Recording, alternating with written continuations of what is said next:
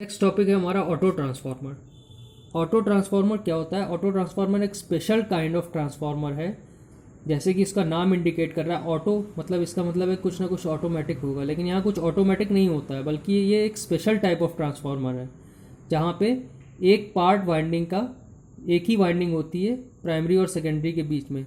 जैसे आपने नॉर्मल जो ट्रांसफार्मर आज तक आपने पढ़े हैं वो टू वाइंडिंग ट्रांसफार्मर है। टू वाइंडिंग ट्रांसफार्मर में क्या होता है, प्राइमरी में एक अलग वाइंडिंग होती है और सेकेंडरी में एक अलग वाइंडिंग होती है।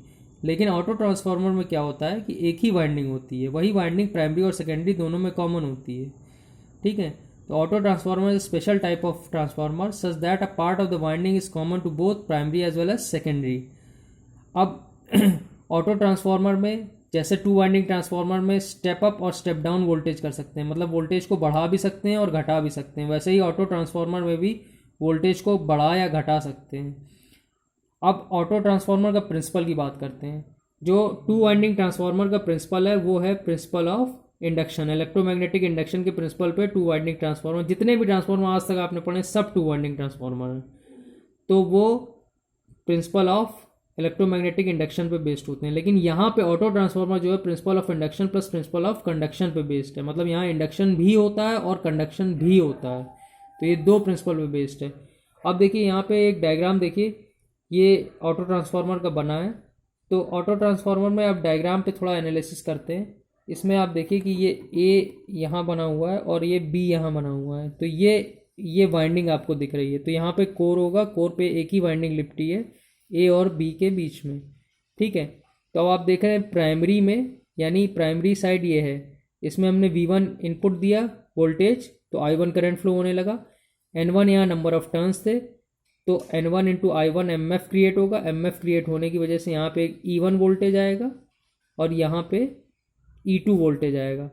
अब यहाँ जो सेकेंडरी है, सेकेंडरी में ये टैपिंग है। टैपिंग से क्या कर सकते हैं हम, नंबर ऑफ टर्न सेकेंडरी के चेंज कर सकते हैं। ऑटो ट्रांसफार्मर का यही फ़ायदा है कि उसमें हम नंबर ऑफ टर्न्स को चेंज कर सकते हैं और चेंज करके हम N2 की वैल्यू को बदल सकते हैं। यहाँ पे N1 फिक्स है और N2 की वैल्यू को बदला जा सकता है।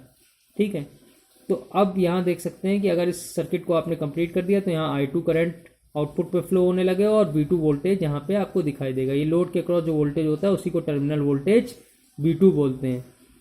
E2 जो है यहाँ पे वोल्टेज होगा। ठीक है, अब बात समझिए, N1 आपको नंबर ऑफ टर्न ज़्यादा दिख रहे हैं, N2 कम है। तो आपने पढ़ा होगा V1/V2 इक्वल टू N1/N2। तो जब V1/V2 मतलब N1 ज़्यादा है और N2 कम है, तो इसका मतलब है कि V1 ज़्यादा होगा और V2 कम होगा। तो ये क्या ट्रांसफार्मर हो गया, इनपुट ज़्यादा वोल्टेज और आउटपुट कम वोल्टेज। तो ये क्या हो गया, स्टेप डाउन, वोल्टेज घट रहा है। नंबर ऑफ टर्न्स कम हो रहे हैं तो वोल्टेज भी कम होगा उसी प्रोपोर्शन में। तो वोल्टेज कम होगा तो ये कौन सा ट्रांसफार्मर है, स्टेप डाउन ट्रांसफार्मर। अब देखिए, स्टेप अप ट्रांसफार्मर बनाना है तो हम क्या करेंगे, हम प्राइमरी में नंबर ऑफ टर्न्स कम ले लेंगे और सेकेंडरी में नंबर ऑफ टर्न्स ज़्यादा ले लेंगे। वही प्रिंसिपल है जैसा उसमें है। यहाँ पे V1 इनपुट दिया, I1 करंट दिया। I1 ये देखिए टैपिंग से हम क्या कर सकते हैं, N1 की वैल्यू बदल सकते हैं। लेकिन N1 की जो भी वैल्यू बदलेंगे वो N2 से कम या बराबर ही होगी। तो अगर N1 की वैल्यू कम है और N2 की ज़्यादा है, मतलब कि V1 की कम होगी और V2 की ज़्यादा होगी। तो ये क्या हो गया, स्टेप अप ट्रांसफार्मर। तो आपने देखा कि दो टाइप के ट्रांसफार्मर है, स्टेप डाउन और स्टेप अप ट्रांसफार्मर। बस अंतर यह है कि नंबर ऑफ टर्न्स हमने प्राइमरी और सेकेंडरी में बदल दिए। नंबर ऑफ टर्न्स जिस तरीके से आप बदल देंगे वैसे ही ये स्टेप अप या स्टेप डाउन का काम करेगा। अब इसमें वही बात लिखी हुई है कि ए बी जो है, यहाँ पे जो ए बी है ये क्या कर रहा है, ये प्राइमरी वाइंडिंग की तरह एक्ट कर रहा है। और जो सी बी है, सी बी जो है ये सेकेंडरी वाइंडिंग की तरह काम कर रहा है। और ये टैपिंग से हम वोल्टेज को, और अगर नंबर ऑफ टर्न कम करते जाएंगे तो वोल्टेज कम होता जाएगा, नंबर ऑफ टर्न बढ़ाते जाएंगे तो वोल्टेज सेकेंडरी का बढ़ता जाएगा। फिगर 2 भी वही चीज़ दिखा रहा है कि नंबर यहाँ पे जो है V1 यहाँ का वोल्टेज, मतलब V1 की वजह से एक E1 वोल्टेज आएगा और यहाँ पे E2 वोल्टेज आएगा। क्योंकि नंबर ऑफ टर्न प्राइमरी में कम है, सेकेंडरी में ज़्यादा है, तो यहाँ पे जो V2 वोल्टेज है वो V1 के कंपैरिजन में ज़्यादा ही होगा। अब ट्रांसफार्मर का रेशियो आपने पढ़ा था, ट्रांसफॉर्मेशन रेशियो। तो ट्रांसफॉर्मेशन रेशियो जो ट्रांसफार्मर का होता है वो V1/V2 या V2/V1 लिख लीजिए। V2/V1 equal to I1/I2 equal to N2/N1। ये टू वाइंडिंग ट्रांसफार्मर में भी यही प्रिंसिपल होता है और इसमें भी यही प्रिंसिपल होता है। ठीक है, तो ये दोनों में अंतर है।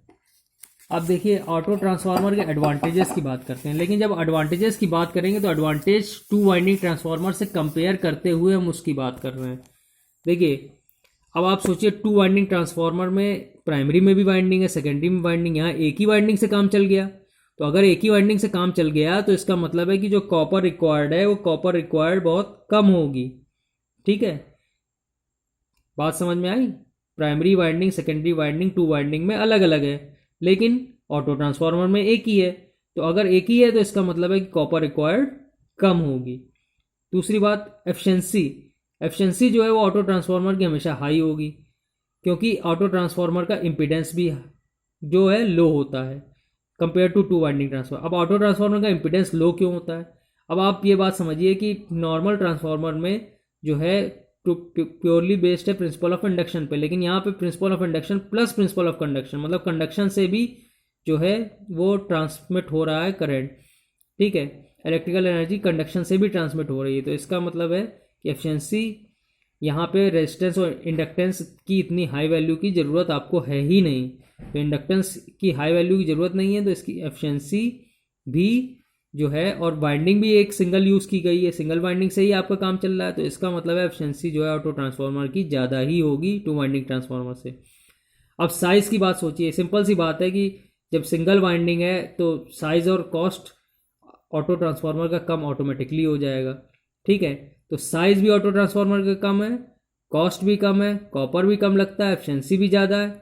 और एफिशिएंसी ज़्यादा इसका मतलब है कि कॉपर लॉस जो है I square R loss, I square R loss किस में कम होगा? जाहिर सी बात है ऑटो ट्रांसफार्मर में कम होगा आई स्क्वायर आर लॉस।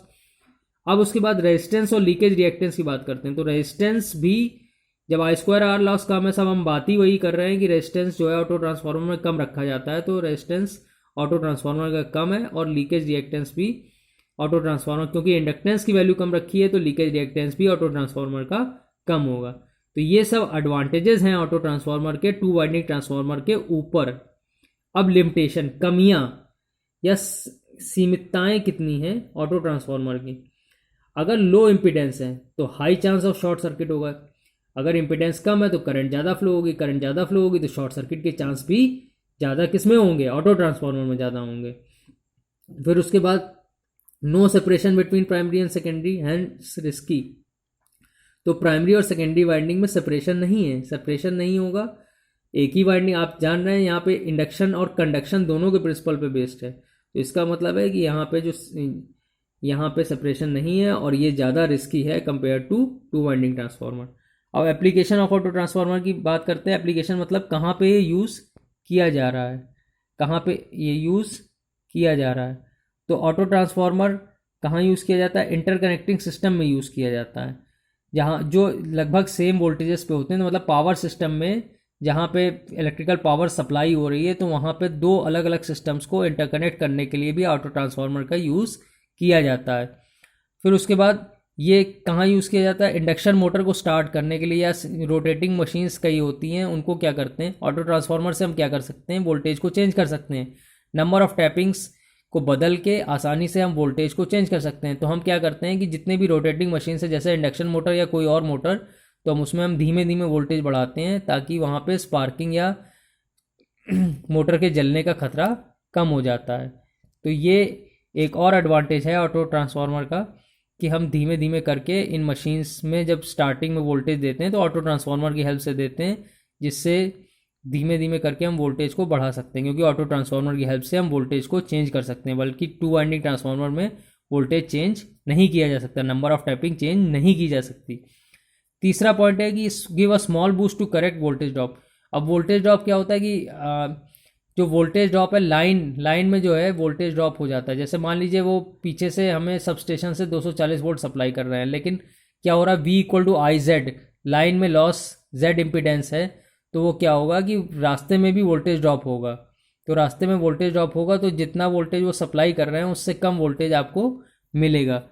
तो वो वोल्टेज ड्रॉप को बूस्ट अप करने के लिए एज अ कंपनसेटर भी ऑटो ट्रांसफार्मर का यूज़ किया जा सकता है। हम उस वोल्टेज को करेक्ट कर सकते हैं, जो वोल्टेज 260 से मान लीजिए 180 हो गया या कुछ 220 हो गया, तो उसको भी हम करेक्ट करके वापस उतने ही वोल्टेज पे पहुंचा सकते हैं जितना कि हमारे यहाँ ज़रूरत है।